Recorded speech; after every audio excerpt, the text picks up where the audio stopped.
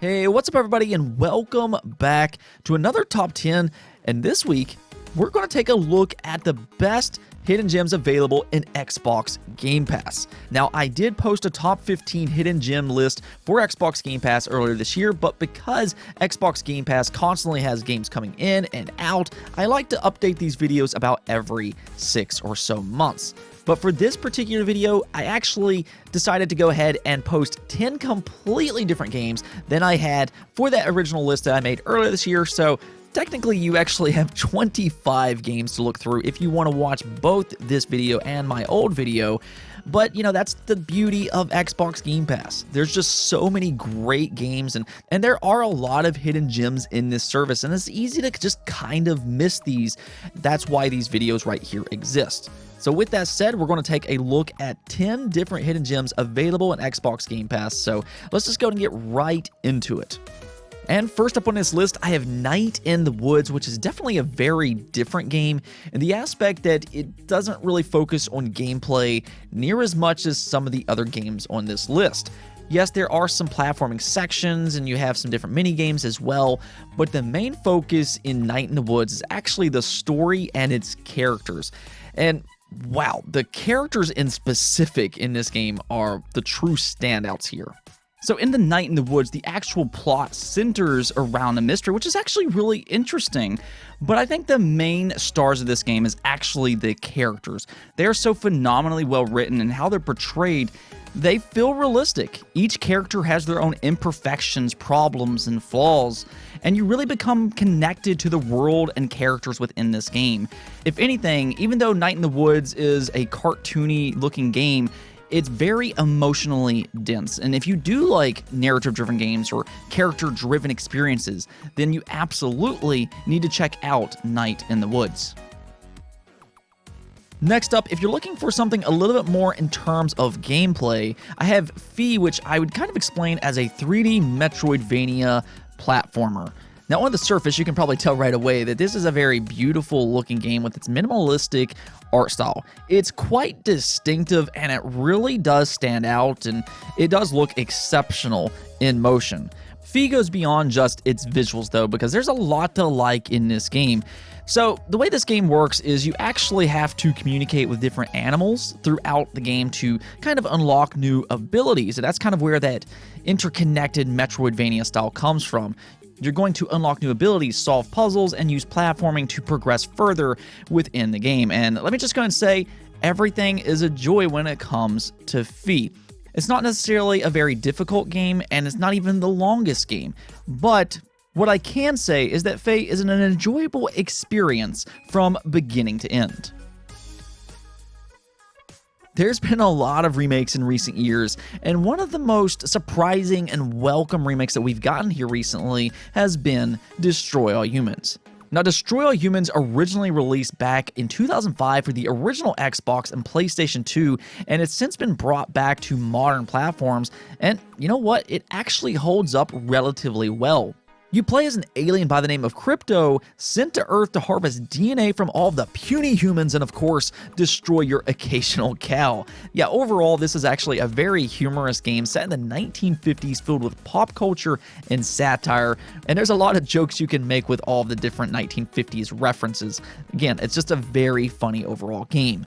Now, with that said, there are some flaws with Destroy All Humans, such as its stealth sections, which can be a little frustrating to say the least, and the AI is basic, but at the end of the day, it's held up by its humor and chaotic, over-the-top fun as you just wreak havoc on its playground-like world.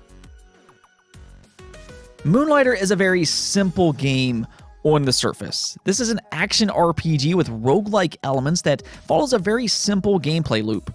You search dungeons, you fight, you loot, you sell, and then you repeat. You do this over and over again, but it is such a rewarding game and highly addictive. So basically, you play as a merchant that at night can search a randomly generated dungeon to where you have to defeat all kinds of enemies and bosses, and the further you get into this dungeon, of course, the better loot that you'll receive. However, it does have roguelike elements to it, and if you die, you will lose most of that loot. But with whatever loot that you do have, you can then sell it within your shop the next day, and that's where a whole new gameplay element comes in. Yeah, you have all of these different items that you can price and you sell to different customers. And it's almost like this arcade-like experience. You have to watch for customers, whether they want to buy something or maybe they want a discount. And then you have thieves that come in the store that you can tackle. And yeah, there's just this whole chaotic experience when it comes to selling each item. But that's the thing about Moonlighter. When it comes to each element in this game, whether that be the dungeons combat during the night or selling your loot the next day, everything is just so rewarding, and most importantly, it's always a joy. There's a lot of fun action RPGs out there, such as the Diablo franchise, but Children of Morta quietly is one of the best experiences within the genre. And I really do mean that. But when it comes to action RPGs, what I really liked about this game in specific is that you actually have 6 different characters that you can play as with their own unique abilities. And you're actually promoted to play as each individual character and then gain XP for them independently to progress within the world.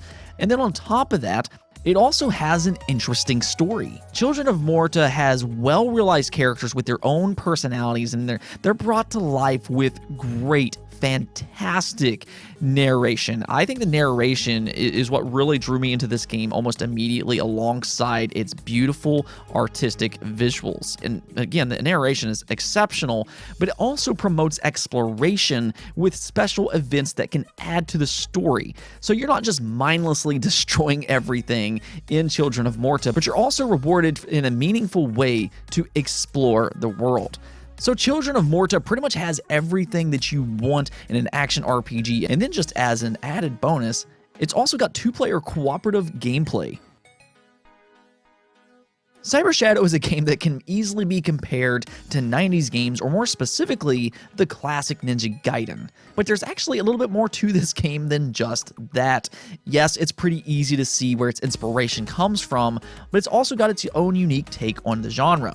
First off, I'll just go ahead and say the combat is really fun and challenging, and yes, you will require skill in this game. Cyber Shadow is definitely not a walk in the park. You're going to have to actually put some time in this game and focus on completing your objective. But with that said, the save points are very interesting within Cyber Shadow. If you do want to make this game a little bit easier, you can actually purchase different power-ups at each save point, and this can be done in a very strategic way. At one save point, you might be able to get a specific power-up, but if you save enough money, you can then go to the next checkpoint and maybe get an even better power-up, and that's kind of where the strategy comes in. But when you combine the toolkit of Cyber Shadow and all the different gadgets that you can use, the tight controls, fun platforming, and great level design, Cyber Shadow is definitely a blast from the past. So here I have Darkest Dungeon, which is a bit of an interesting one because this is a game that you're either going to love or you're just going to absolutely hate. And the reason I say that is because Darkest Dungeon is a very challenging turn-based RPG with roguelike elements. Now, roguelike elements in games is oftentimes a little stressful for players because not everybody likes to die and have to restart from the very beginning. And speaking of stress, your characters can quite literally die in this game from being overly stressed. Yes, they can actually suffer from a heart attack if they're overly stressed in the game. And that's quite an interesting mechanic, but you know what? I think it actually makes Darkest Dungeon just a little bit more interesting. And with that said, this is a very deep turn-based RPG. So if you do like deep and challenging RPGs, then you're really not going to find much better than Darkest Dungeon.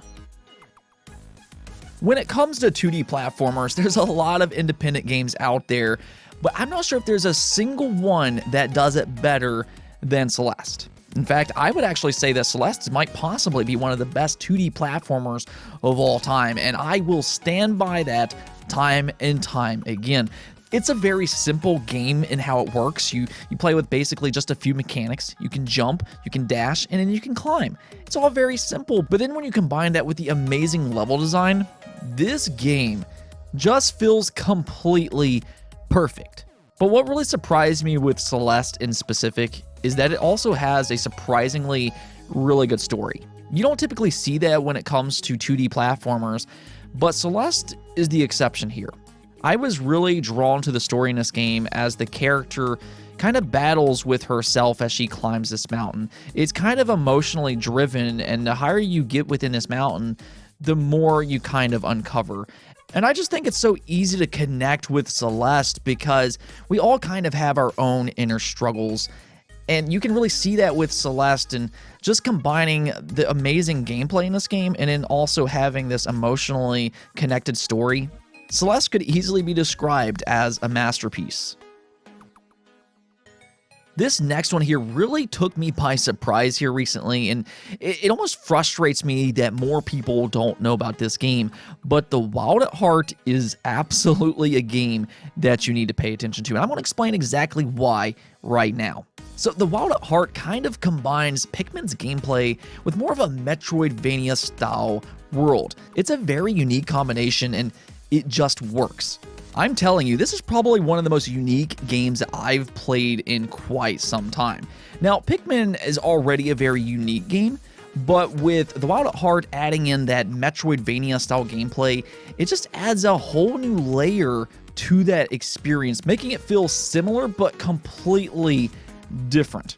Now, the way this game works is that you play as two kids with their own unique abilities that can help you traverse the world, but then you also control these little spritelings which all have their own unique abilities that can interact with the environment in different ways, and as you can probably quickly tell, that allows for various puzzles that you can solve throughout the game. So here you have a really unique puzzle game that has a pretty art style to it. It's got great exploration, and you know what? It also has a good story. And that is something that you will notice real quick when it comes to The Wild at Heart. It's got a really well-realized world, and you can tell just a ton of passion and heart went into this world, characters, and game itself. Without a doubt, The Wild at Heart is one of the best hidden gems and one of the most unique games that you will play in 2021. And at the number one spot, and some of you all might have seen this one coming if you've been following the channel for a while, but I went with Bug Fables. Now, I don't just view Bug Fables as a great hidden gem, but this is actually one of my favorite games that's released in the last decade. Yes, that's how much I like this game, because it really is that good. Yes, Bug Fables is very obviously inspired by Paper Mario, but it does so perfectly. I would actually go so far to say that I think Bug Fables is a better Paper Mario game than Paper Mario Origami King, which released for the Switch last year. I think Bug Fables is a better overall game, especially if you like the classic formula of Paper Mario 1 and then 1,000 Year Door.